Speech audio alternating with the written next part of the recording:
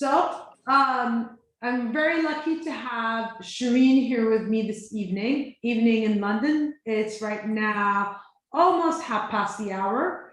Shireen is a dear friend I've known for a long time. She's also the founder of Transparent Publishing Limited.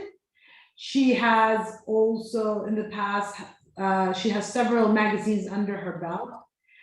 And most importantly here tonight, we're here to discuss the journey she's been through as a cancer survivor. So how are you feeling tonight, Shireen? Well, hi. Well, thank you very much for this really nice and warm introduction. Yes, me and Nadia go back. She's really a dear friend. I mean, I would say over 20 years. So we were kids and we kind of grew up together. So it's both a privilege to be on an interview here with her, and also it reminds me of our wonderful days in London as well. So it's truly, truly a privilege. Thank you very much for having me here. And please go ahead. Well, thank you. I think everyone in the audience tonight would like to hear about how it is you discovered you had the cancer and what happened at the moment when you discovered. Okay. So basically, I'm going to give you just a little bit of background info so you understand the complete spin and shock that I went through. And obviously a cancer diagnosis at any moment in time is a complete shock, but it's shocking for me, the difference of time and the difference of a situation all in the same moment or the same hour or the same, like a difference between where you were at 1 p.m. and where you become at 3 p.m. on the same day. So basically, I set up my company, Transparent Publishing Limited, in April 2019. And the reason I'm telling you this is because it's always been a dream to set up this publishing house with my business partner, Hussam Hattab. And we set it up, and by the time I came to Friday the 13th, which is ironic, is when I actually went in for my checkup. Basically, we had just successfully distributed and published Faces of Motherhood, issue 1 and 2. We just came out with the Christmas edition. And I was so excited. I spent the night before going to the checkup up late at night decorating my Christmas tree, because for me, I had worked so hard on my business. Because I'm a stay-at-home mom at the time, and I was married at the time. And so I was raising my son, who's now 7 years old. And basically I used to wake up at 4 a.m. to actually have enough time to work on the magazine. And then at 6:30, 7:30, go and do things. It's just before the publishing dates and manage things while he's in school. So I was so excited for the countdown of Christmas and New Year, because that was the moment that I've been waiting for, that I could look back and say, yes, I did it. And I did it the way I wanted. And then I go to the appointment. I found a lump on my breast a few days before then. I was a bit panicked, but I went to the appointment. And I remember thinking about, I've got the Christmas issues out. It's arrived. I've got my distribution channels because we did print in the UK. And I was thinking in my head, okay, now how can I distribute it? What should I do extra beyond that? Blah, blah, blah. And then I walk into the doctor's office. And so she sends me for a biopsy on the same day. And then when I come in for the result, I remember having a piece of paper in front of her. And for me, doctors always look serious in the UK. So I didn't see that as a sign of anything. And she looks at me and she goes, Shireen, it's cancer. And I didn't hear her. So I said, sorry, say it again. It's cancer. Say it again. It's cancer. 4 times maybe, until finally I broke down and I told her I haven't finished what I want to do. And I started crying. And then she jumped in and told me, no, it's 90 to 100% treatable. And don't worry. And please, if you take anything from this, it's 90 to 100% treatable. But we don't know the extent of the cancer. We don't know the extent of the type of cancer for the treatment. So you need to wait a week while the biopsy results come out. But already I can tell you, you're going to have chemo. I'm like, oh my God. That was my second shock. And my heart dropped to the ground. I'm like, you want to poison me? She's like, no, I want to cure you. And I don't know what happened. I think that moment, it would be best explained. I felt like the ground had opened up and I just dropped inside. And I was aware of things around me, but I almost felt I couldn't breathe.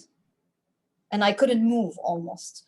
And that's how shocked I was, total shock. And I remember leaving the doctor's office, and I remember going to the lift, and sometimes, and then there was a waiting room on the right side of the lift. So, and I saw a patient from the far end as I'm waiting for the lift to come, and I saw the patient had no hair on her head, no eyebrows, no eyelashes, and I froze in front of the lift because I thought, this is the preview to my future.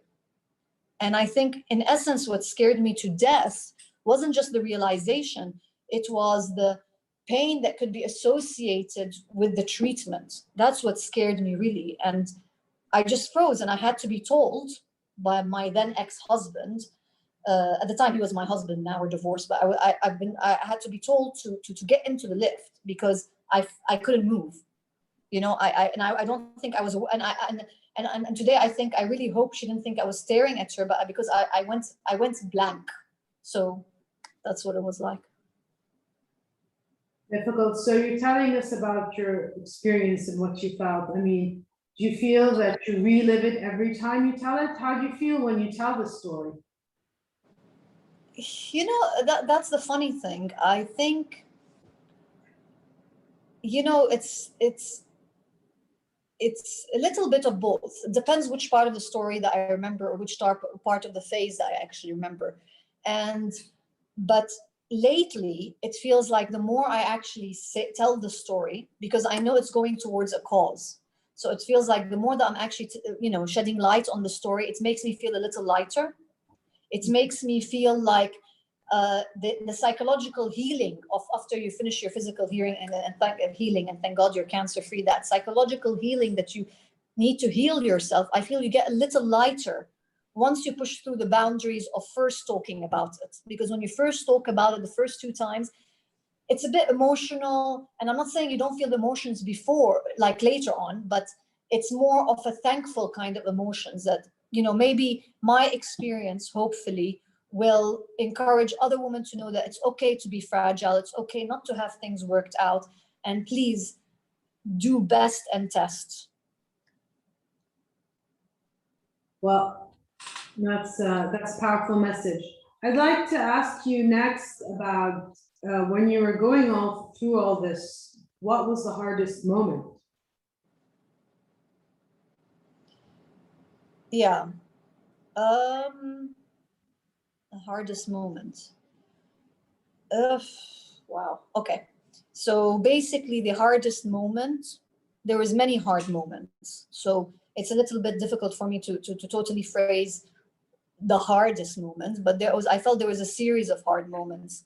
Well, one of the hard moments I felt was that this happened, it happened on 13th of December 2019, and which meant that COVID came right after. And so I was going for my chemo treatment and the 2 operations and radiotherapy, but the chemo treatment and the 2 operations definitely in the COVID London lockdown.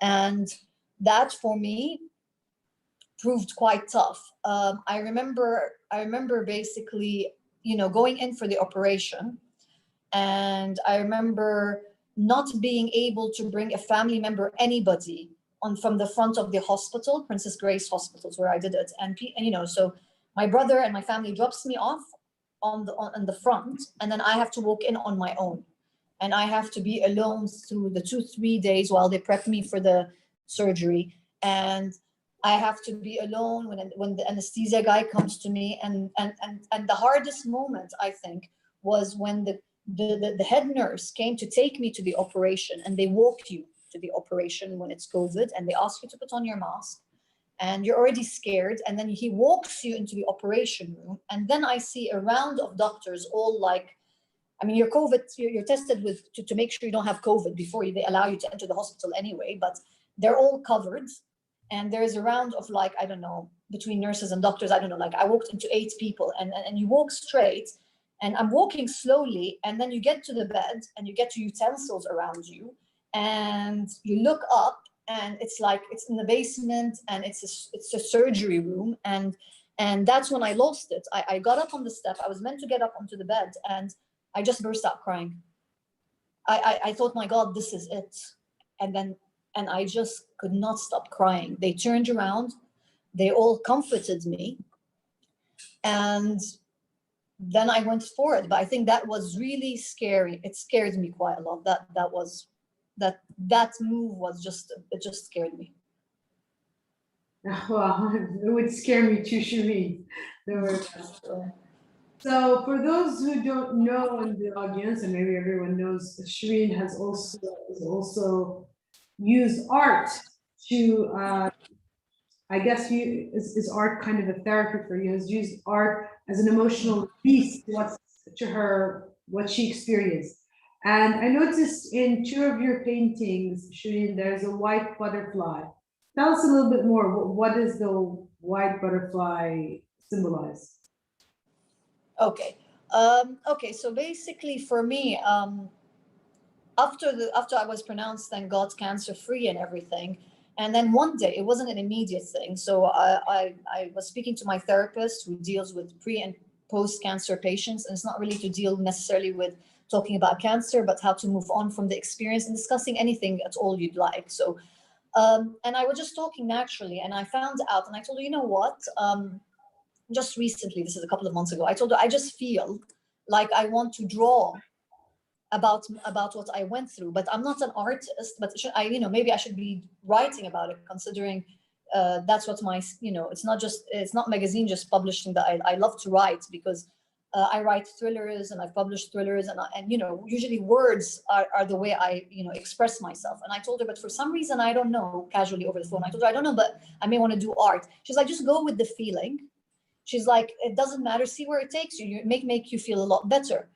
And then one painting turned into two, turned into three. I was just having fun, honestly, with colors and everything. And then it's only until I reached the seventh painting that I suddenly looked at what I created, and I realized I'm telling my whole story through a series of paintings. So I'm going from diagnosis, the horrifying shock of finding out, to the treatment with several paintings, to the recovery, and then to the future, looking into the future, and inspirational quotes that you can put together. And so for me,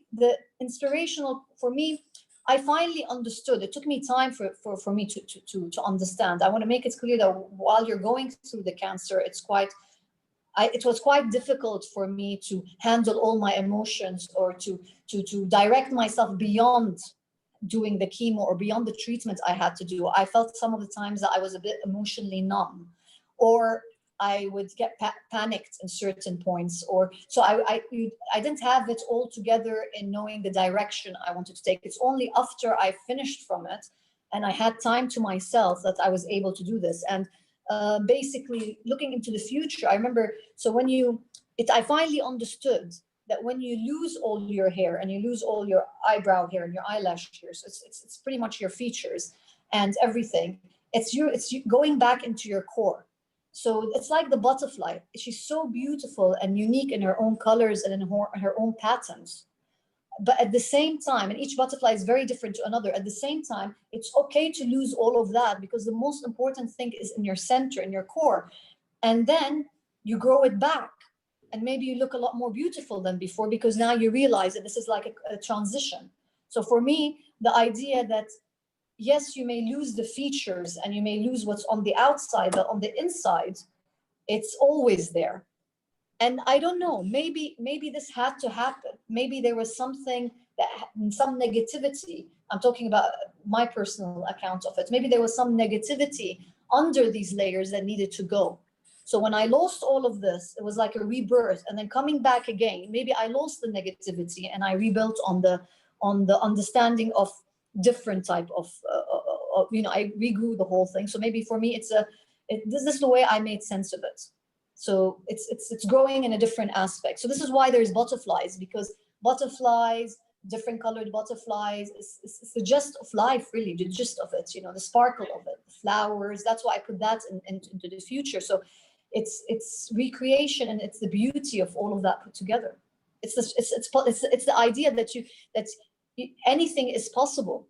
Every butterfly is so different. So you can relish in this fact, and everything is possible, and everything can look so beautiful if you just, depending on what your perspective is, basically.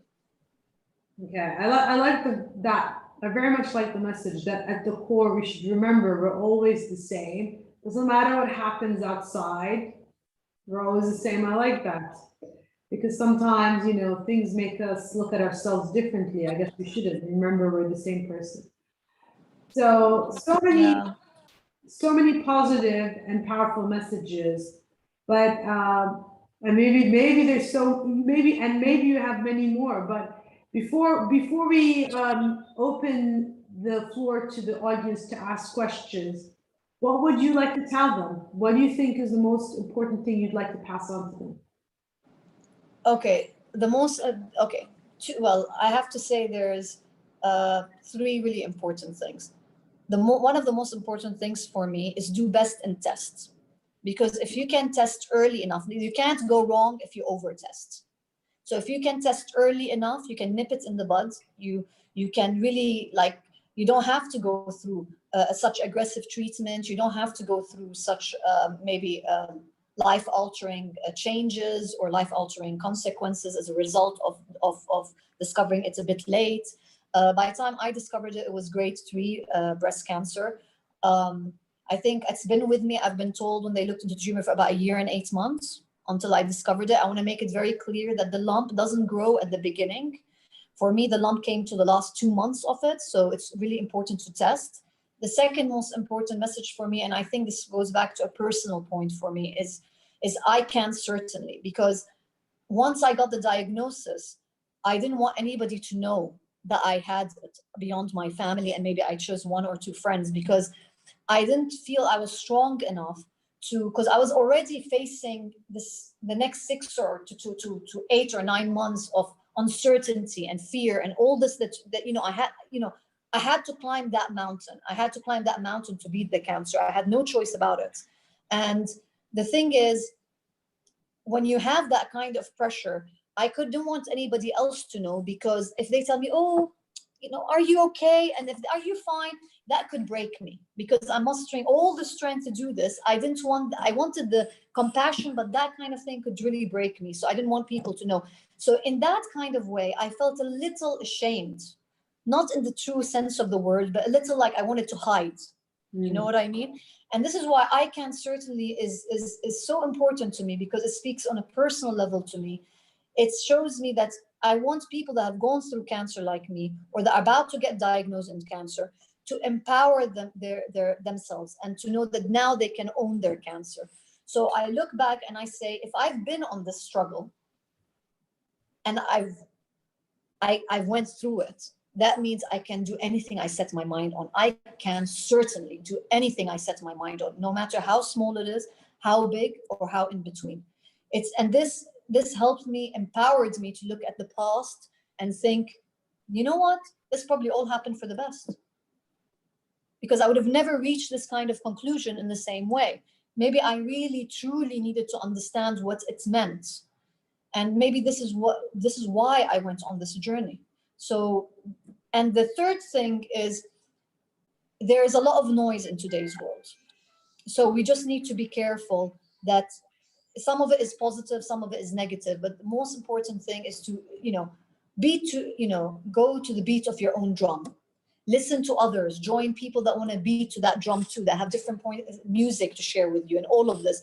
But don't berate yourself a lot, because it will come out and it will harm you in the end. Well, you're a role model to us all. Everything you've been through, and to come out so much stronger. Really a role model. I wish we could all be the same. Oh, look, and Asil has put a heart for you. Well, so before we open the floor for questions and comments, I will now stop the recording.